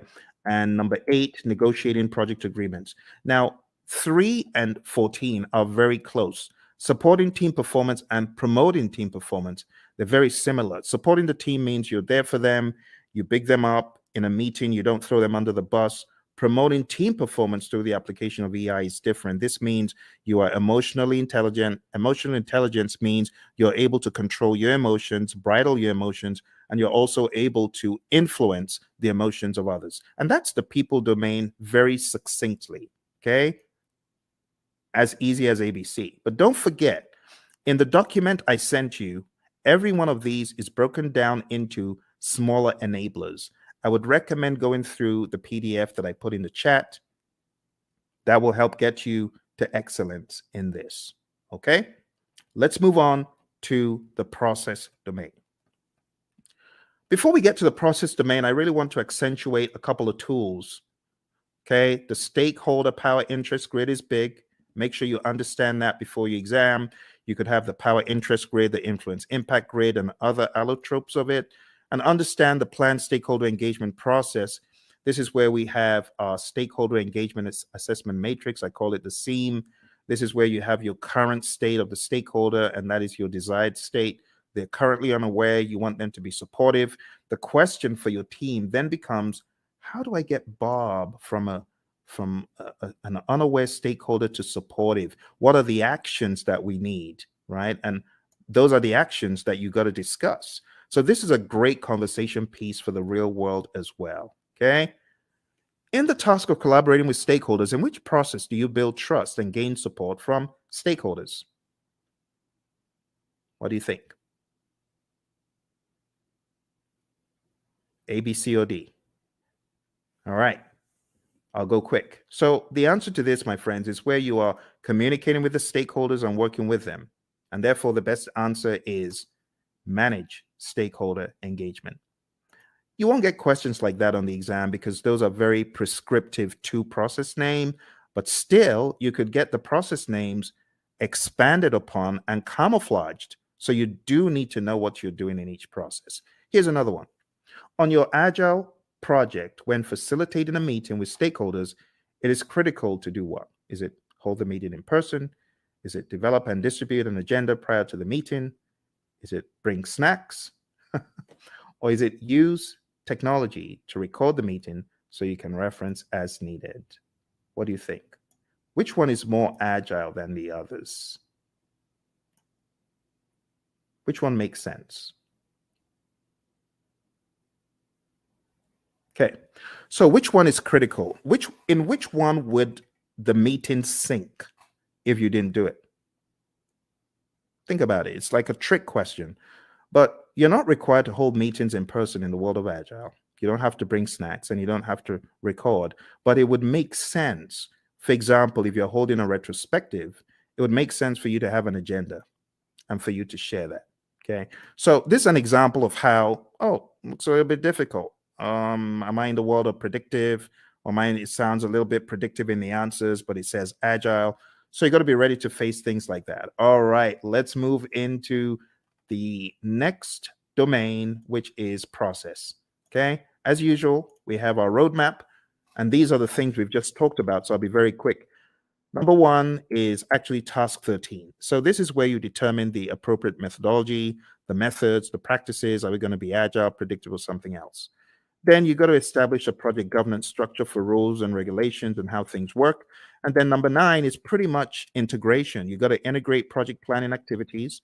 Number 17 is plan and manage project or phase closure, pretty much close project or phase, which we've already looked at today. Number 8, plan and manage scope. Number 6, plan and manage schedule. Number 5, plan and manage budget and resources. So at a high level, number 8 is really scope management that we looked at. Number 6 is schedule management. And number 5 is budget and resources. I'm sorry, it's a little bit obscured because of the color on the screen. Number 7, plan and manage quality of products or deliverables. That's quality as a knowledge area. And all of these also double in the world of Agile. Don't forget. Number 3, assess and manage risks. We've taken a look at that. Number 12, procurement management, pretty much. Number 1, execute the project. Now we can execute the project. After you've done all that planning, now you execute with urgency to deliver business value. Number 16, ensure knowledge transfer for project continuity. Make sure that you're transferring the knowledge, because if that person leaves, what's going to happen? That needs to be your question. All right, manage project issues, have an issue log. Make sure you chase those impediments as vehemently as possible before they eat you alive. So we talk about impediments, obstacles, and blockers. So the question is, what is the difference between an impediment, an obstacle, or a blocker? And the answer is an impediment slows you down. An obstacle is in the way. Now you can go around it, you can go over it, but when it comes to a blocker, you're stuck in your tracks. You're stopped. That's really bad. They're all bad, but blockers are the worst because they just stop you in your tracks. You can't move. When we talk about managing project issues in the world of predictive, all of those things are in your issue log. You got to go after them. Manage project changes just means manage changes using your change management plan. Your configuration management plan must also be considered. This is manage project artifacts. 3 artifacts in Agile. Who remembers?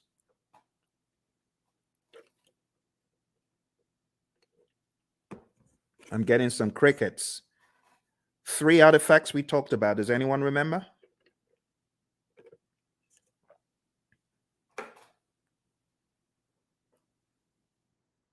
Hello? Everyone's quiet. Okay, I don't bite. All right, so the artifacts I was looking for from the world of Agile is your product backlog, your sprint backlog, and your increment or PSI. In the world of predictive, I was expecting the baselines and the plans pretty much. They're possible artifacts. We could also say our burn charts are artifacts from the world of Agile and things such as that. There are other things we could include. All right, managed communications is the next one. Pretty much managed communications, the communication knowledge area, and then engage stakeholders pretty much the stakeholder management knowledge area that we've taken a look at. Okay. Don't forget, there's some really important stuff in the Agile Practice Guide as far as the incremental Agile predictive iterative mantra, knowing when one is better than the other. So if there's a low degree of change, but there's a high frequency of delivery, it's incremental, stuff like that. This image is going to help you master. Again, know your Scrum, know your Scrum, know your Scrum inside out. Read the Scrum Guide. Make sure you go to scrumguides.org. As I recommended earlier, read it, go through it, go to Ken Schwaber's website, scrum.org, and make sure you take some of his Scrum basic assessments. They will really help you get very firm in Scrum. And don't forget the PMI's Agile Practice Guide, page 18, table 3-1. This is a table that you do, in my mind, absolutely need to know before your exam. And when it comes to the world of risk, just understand that risk can be positive or negative. Like in this image, we have, okay, the mouse gets the cheese. Well, that's a positive risk. Or the trap gets the mouse. Okay, it's a negative risk. But from whose perspective? From the perspective of the mouse. But what if we're talking about the homeowner? From the homeowner's perspective, what if the mouse gets the cheese? That's negative. So you always have to put on your perspective hat. Speaking of hat, the mouse is wearing a hat. So what strategy has the mouse adopted from this? Well, the answer would be mitigate. The mouse is trying to mitigate. Okay. Let's move on to the final domain. The final domain in this narrative, my friends, is a business domain. And in the business domain, we have 4 tasks. Number 1, plan and manage project compliance. Make sure that you are complying. Do not comply, because not complying could be bad. We're going to hear from our buddy Roy very quickly here. He's going to share an Agile perspective of compliance. Let's hear what Roy has to say. So Roy, is this a good word in Agile space? Well, maybe it's a necessary word. We certainly don't like it, but it is functionally correct. It is technically the correct word to use. But we do want to make sure that we're aware of what compliance regulations are in place, so that we don't get ourselves in trouble. But I also want to stress that there are actually times when we might intentionally decide not to be in compliance. I've done a lot of work in the finance space, insurance space, and sometimes they're actually having those conversations of, okay, there's a new regulation that just came down the pike. Is it cheaper for us, for at least for right now, to go do that and go make sure that we are compliant, or should we just pay the fees for a period of time and do that work later? So those discussions they're valid discussions, especially when no one's being hurt. It's not about that. It's more about this regulation. We just can't get to it right now. It's going to cost us more to do it now versus later. So there's sometimes those discussions happen, but those things are planned. They're understood. There are lots of discussions. Same basic needs, in an Agile project as you would in a traditional project. It doesn't really change that much. But again, the difference is how we do it. We make sure that the teams are very aware of the compliance and regulatory needs, and that they understand them very clearly, so that we don't necessarily have to do reviews to identify compliance. We are encouraging the teams to be compliant always. That's a big difference. All right, good words from our buddy Roy. And like I said, if you want more of Roy and I's training coaching, going down to hpmexam.com, we have tens and tens of hours of both of us going back and forth talking about this stuff over and over again. You could go on to tinyurl.com/elite PMP. You'll be able to join the Udemy course where we have PMBOK 7. We just go to town on PMBOK 7, and you can watch all of those videos there. All right, moving on. Let's go back, and we're talking about business domain. Next thing is evaluate and deliver project benefits and value. So in the world of the PMI, they've become hypersensitive to the concept of benefits and value and outcome. It's no longer just about deliverable. Moving on to task 3, evaluate and address the external business environment changes for impact on scope. This is what a good product owner should be doing. A good product owner should always be scanning the boundaries and saying, what has changed in the environment? How does that affect our project? That needs to be the question. All right. As usual, I want to hear from my buddy Roy about environmental impacts. He always has such great wisdom to share. So let's listen to what my buddy Roy has to share. I hope the sound is coming across properly. It's a little bit different from Zoom's, this mechanism I'm using. So do let me know if you're able to hear the sound of Roy's voice. Let's listen. I'm glad to talk about the backlog. That's a very positive change. Obviously, observing and monitoring and all that sort of thing is really not that much different than you would do. That's a business thing. Your product management community, if you have one, they would be doing these sorts of things. And that part doesn't change. The part that does change, though, is that we're able to make those changes a lot faster. So if something is happening in the market, we don't have to wait 6 months or a year to implement it because of current projects. We change it now, or as early as is practical anyway. And the main reason that we can do that is because it's less impact to our schedule, less impact to our projects. We can make those changes a lot faster with significantly less impact to our project. All right, back to you, Phil. All right, awesome stuff from our buddy Roy. So now you understand the concept of the environmental changes and their impact on scope. We've got one more, and we're going to be done for the night. We're going to be done. So here's your last chance. Type in any questions you have. I'm sorry if you are typing in questions and I'm not seeing them.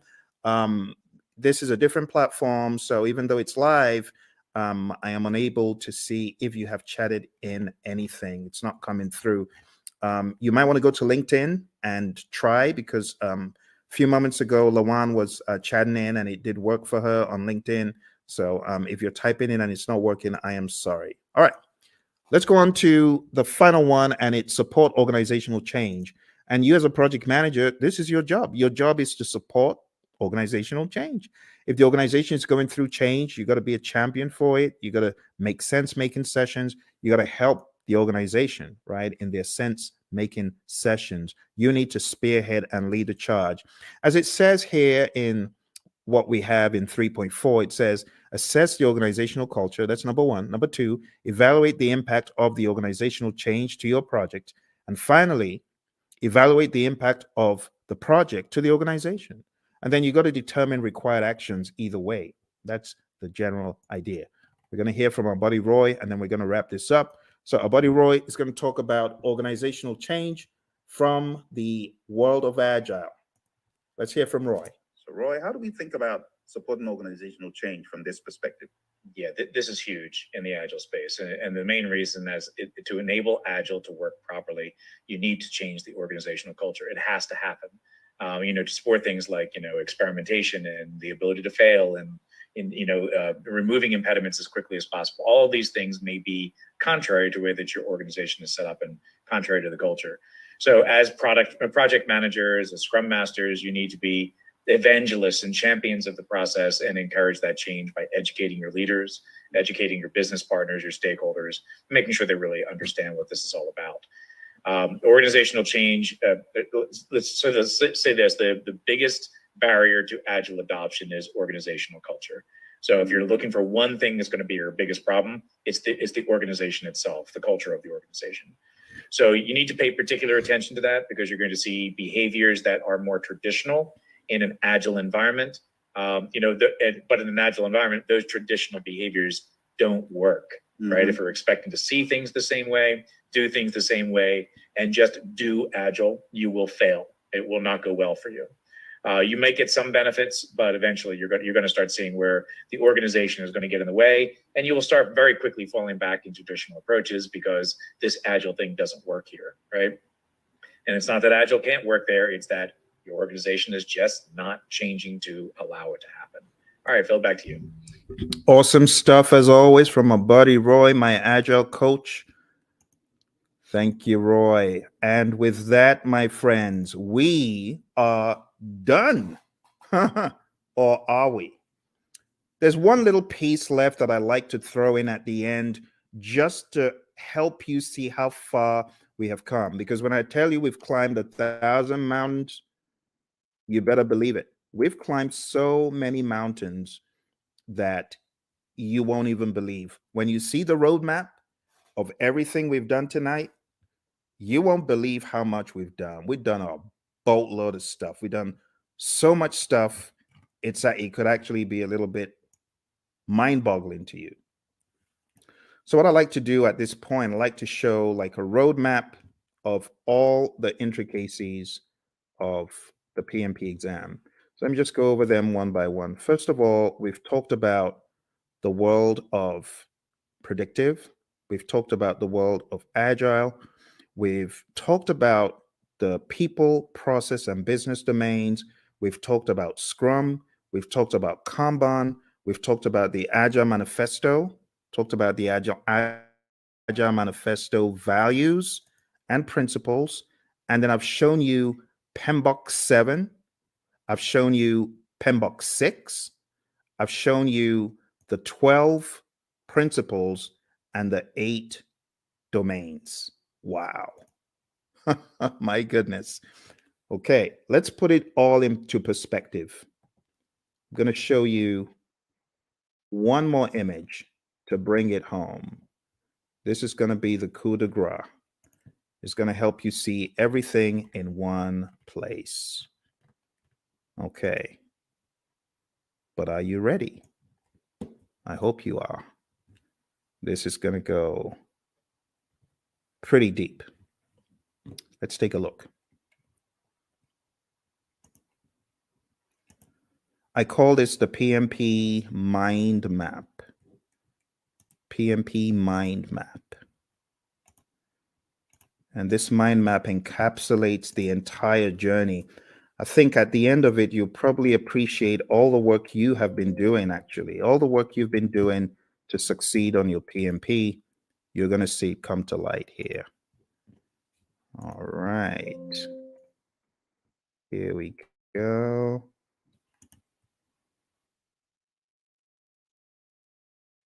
PMP mind map.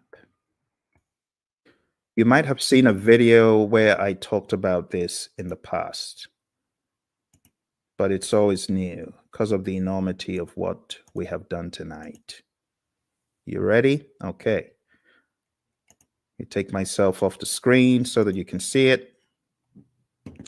All right. So we've talked about everything here in the world of Agile. See that? Let's zoom in. Agile. Talked about the manifesto, talked about servant leadership, talked about charters, and these are some other pages that you need to focus on. We talked about predictive, 5 process groups, 10 knowledge areas, 49 processes, talked about the principles and the domains, talked about the PMP exam content outline. Quick note on hybrid, if you haven't already read pages 26 to 30 in the Agile Practice Guide, you definitely want to. And then we talked about Scrum. We went through the 353, and then coming to a wider view, we've talked about integration, scope, schedule, cost, quality, resources, communication, risk, procurement, and stakeholder. We've talked about people, process, and business. And then we've talked about some auxiliary things. I told you about my experience on the exam. You got to manage your time. I told you definitely take it at a test center. I wouldn't advise taking it at home. Bad things happen to some people who take it at home. Some people are able to escape unscathed, but trust me, when it happens, when the flying monkeys come out, it's no fun. And I know a lot of people who have encountered the flying monkeys. Get enough sleep for your exam and definitely do a lot of scenario-based tests. If you haven't taken my 200-question test, which you can find, actually, I've got 2 200-question tests on YouTube. If you haven't taken them, I highly advise that you do. I'm going to put them in the chat. Do that. So, well, my friends, thank you very much for joining me. I appreciate it. You take care, and don't forget, check out all the links, hpmexam.com, tinyurl/elite PMP, and tinyurl.com/elite CAPM. All right? You take care. All the very best. And bye.